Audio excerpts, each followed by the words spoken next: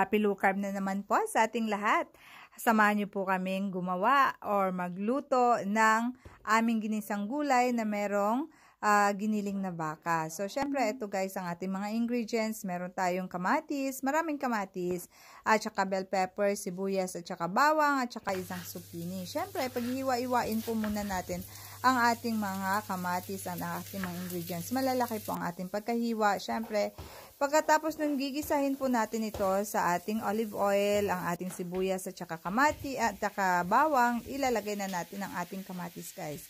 Pag nagisa na natin ang kamatis, lalagyan po muna natin ito ng ating asin para mas madali pong mag-melt o madurog ang ating kamatis.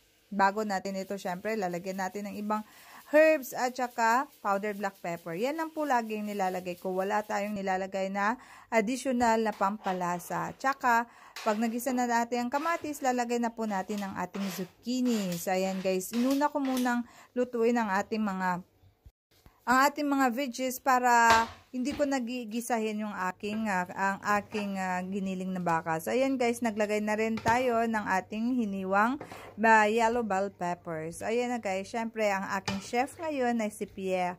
Gustong-gusto niya kasi niyan magluto. Gustong-gusto niya talagang tumulong talaga. So, nakikita nyo guys, medyo padurog na ang ating kamatis. Ang masarap kasi guys, pag well done talaga ang ating bell pepper at saka zucchini. So, ayan. Makikita nyo po, medyo nagiging concentrated na ang ating sauce ng ating tomatoes. Gustong-gusto ko po kasi yung fresh na tomatoes gawin kaysa sa maglalagay ako ng tomatoes in can. So, ayan na guys, ang ating giniling na baka. 350 grams lang po yan ang aking giniling na baka. So, ayan guys, hindi ko na siya dinurog talaga yung ating giniling. Parang mga cubes siya. Para mas masarap siyang kainin. Kasi kung hindi, kung dudurugin ko siya, para magiging spaghetti bolognese. Parang magiging bolognese sauce na siya.